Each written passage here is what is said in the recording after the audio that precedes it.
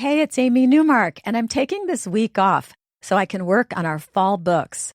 I've picked out one of my favorite weeks from last summer to rerun for you, and I'll be back next Monday with new episodes.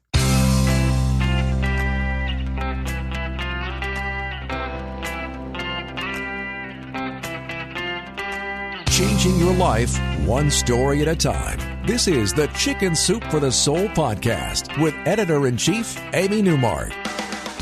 Hey, it's Amy Newmark with your daily dose of Chicken Soup for the Soul inspiration. It's Tip Tuesday, and today I get to share something that has worked really well in my own life. Now, this contravenes the accepted wisdom, but I try to never look at the forest. I look at the trees. You know, there's that old saying, you can't see the forest for the trees, meaning that you have to see the whole in order to understand what you're doing.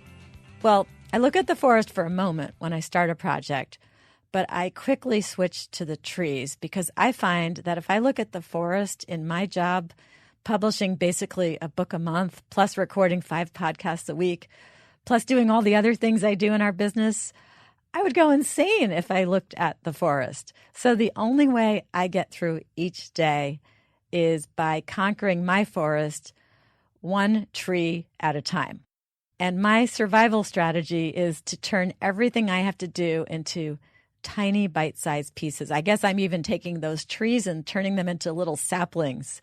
And I've used that strategy with my kids too. I remember when my 17-year-old son was completely overwhelmed by college applications, and I sat him down and I turned that awful process into a very long list of very short projects, and that got him unstuck. So I love our book, Chicken Soup for the Soul, Say Goodbye to Stress, and I talk about that a lot. It's the one we made with a Harvard Medical School psychologist, Dr. Jeff Brown, and a medical writer, Liz Nepperant. And one of the stories that Jeff and Liz chose for our Say Goodbye to Stress book was called Bite by Bite. And this is a story about a very wise mom named Marilyn Turk. And she had a problem with her teenage son, Brett, who was completely overwhelmed. She discovered him one day so upset. And this is a kid who had always been a good student, happy, carefree. He got good grades. But you know what happens as high school goes on, especially by junior year. The kids are under tremendous pressure. They know that their grades really matter. They're studying for the SAT or the ACT. They might be working at a part-time job. They're doing sports that take hours a day. And then they still want to have some kind of love life, and they have friends to fit in. Plus, they need a lot of sleep because they're still growing. So Marilyn had never seen her son, Brett, so upset. But he showed her what he had to do. He had to do a project for his science fair. He had an algebra test that would count for a full 1/3 of the grade for the semester, and he hated algebra. He had an English composition essay to do. He had to study for midterms, and he had to go and see a Spanish tutor to help him with that too. So Marilyn said she felt horrible for him, but she thought about what she did at work, where she was a sales manager, and she was always trying to please upper management by producing results from her sales team, but then also please her salespeople who worked for her, who were always worried about making their quotas, and she didn't want to stress them out. So she had to manage up and manage down, and then it got particularly bad when she had to do all that, plus plan the company's sales meeting, because she was in charge of the agenda, she was in charge of presentations, arranging the people who would participate, ordering supplies, and a whole lot more. And she had learned in her work life to put every single part of the task on a list, along with a deadline for each item. And then she put all of the items in order of priority.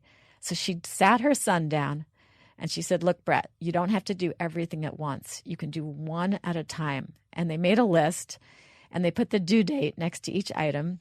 And they even listed who would help Brett with each project and what supplies he would need. And he relaxed so much after that. And from then on, for the rest of high school, he made lists for everything that he had to do.